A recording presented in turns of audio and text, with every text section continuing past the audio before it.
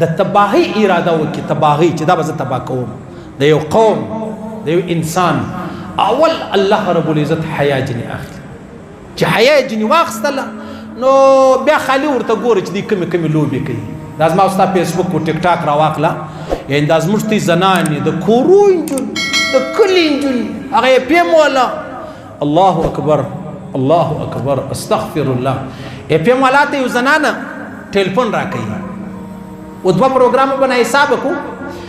عام طور د پیم دا مقصد دی، ټلیفون ورله راکوي او غزل مزل وویل چې دا ښځه ورته وایي وایي زما شل ورځې بعد واده دی، دی ورته وایي دا 6 ورځې ښه مستۍ وکړه.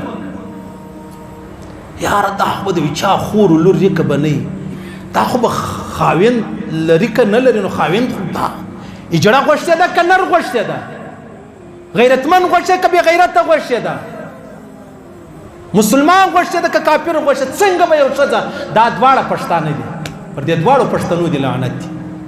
په خدای الله په ما خبر دی، زه به تی ته څنګه خبره وکړم. پرون دی ځوان راغلی و، څنګ ته مې قرآنونه ګوره پراته دي.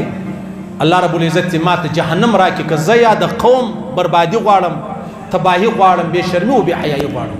ول مولوي صاحب زما کور والا چا سره تعلق جوړ کړی، بس اوس مې هغه سړی هم را معلوم دی، تو پنچه مې هم راوړی دی، یو 8-10 ګولۍ مې هم راوړي دي. و کور والا ته مې ویل مال نه یم په خبر چې په کومه ګولۍ ستا نوم لیکلی، په دا زه اوس نه یم خبر، زه خالي د ملا څه پوښتنه کوم، څه چم وکړم، دونه بچیان دونه کیسه کیسه نو چې پیم یې فیسبوک یې آی ډي یې، نو بیا ته چې د تعلق هسې راګرځوې کله کېدلی شي. ورسه وګوره چې څومره ځان له څه یي هغومره د دې فالوران چې دی هغه زیاتېږي، څومره ځان له څه یي هغومره د دې هغه ویوز چې دی هغه زیاتېږي. ای ظالمه ای ظالمې، خو مرګ لرې، خو ته به مور و پلار لرې، ته به شرم و حیا لرې. د الله رسول فرمایي چې کله الله د یو قوم د تباهي اراده وکړي، الله رب العزت څه کوي؟ اول الله رب العزت د دې قوم څخه حیا پورته کوي، شرم و حیا. او زموږ د دې قوم څخه الله شرم و حیا پورته کړی ده. چنی د مشر حیا نه لري، کوروالا د خاوند حیا نه لري، لور د مور حیا نه لري، د مور پر مخ چې بې شرمي او بې حیایي شروع ده. مور و لور به یو ځای ولاړې ټیک ټاک په سره جوړوي، بدن به ټول لڅ کړی. الله اکبر. د تباغي په خدای قسم دا باران نه دی، دا باران دا سیلابونه چې رالو دا لږ دی، دا رحمت و رحمت، عذاب یې نور دی. ابو بکر صدیق رضی الله تعالی عنہ یو ورځ خطبه ویل، بیا ویل ای خلکو تاسو د الله څخه حیا وکړئ. د الله رسول فرمایي تاسو د الله څخه دومره حیا وکړئ لکه ته چې په خپلو قریبانو کې د یو نیک سړي څخه څونه حیا کوې، د غومره حیا د الله څخه وکړه. ابو بکر صدیق ویل ای خلکو تاسو حیا وکړئ د الله څخه. حیا څه معنا ده؟ حیا دا معنا د الله نافرماني مه کوئ، الله په دې ناراضه کېږي. ابو بکر صدیق فرمایي رضی الله تعالی عنہ زه چې کله سهارګشت لره ولاړ سم، زه د ډېره شرم له حیا د الله رب العزت پر مخ شرمېږم، ول زه د خپل سترګې د خپل مخ په پټو باندې پټ کړم، یا الله زه شرمېږم. صحیح سلو ولګوه اندازه ولګوه. سلمان فارسی فرمایي رضی الله تعالی عنہ وایي زه مړ سم را ژوندی سم، بیا مړ سم بیا را ژوندی سم، دا مې ډېره خوښه ده تر دې چې زه د چا بدن ووینم یا څوک زما بدن وویني. زه مرګ غواړم، د مرګ بعد را ژوندی سم، بیا هم مرګ غواړم، خو دا نه غواړم چې زه د چا بدن ووینم. دا فوټبال والا، هغه لڅ بدنونه، آی فیسبوک والا، آی ټیک ټاک، دا څونه بې شرمه بې حیا زمانه سوله. د الله رسول فرمایي بې شرمي او بې حیایي انسان کفر ته رسوي. ولې؟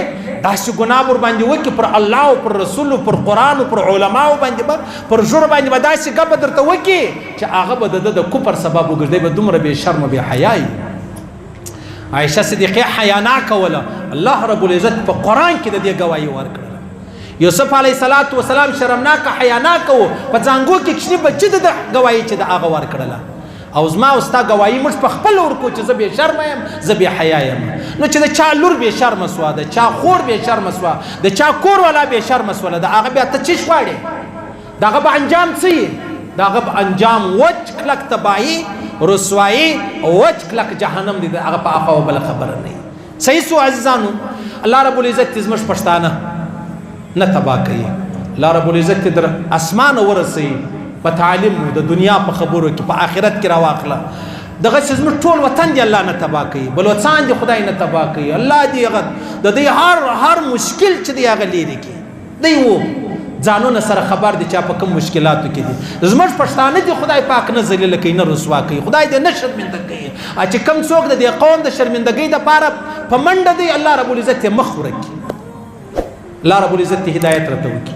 الله دې ویل اورید القبول منظور وګرځي. الله دې خپل احکامات د جناب نبی کریم صلی الله علیه وسلم مبارک طریقې را نصیب کړي. الله دې پر دې تور باندې ما بچان قریبان عزیزان ټول عالم انسانیت ته پر دې تور مرګ ورکړي چې مړه دا ویلا اله الا الله محمد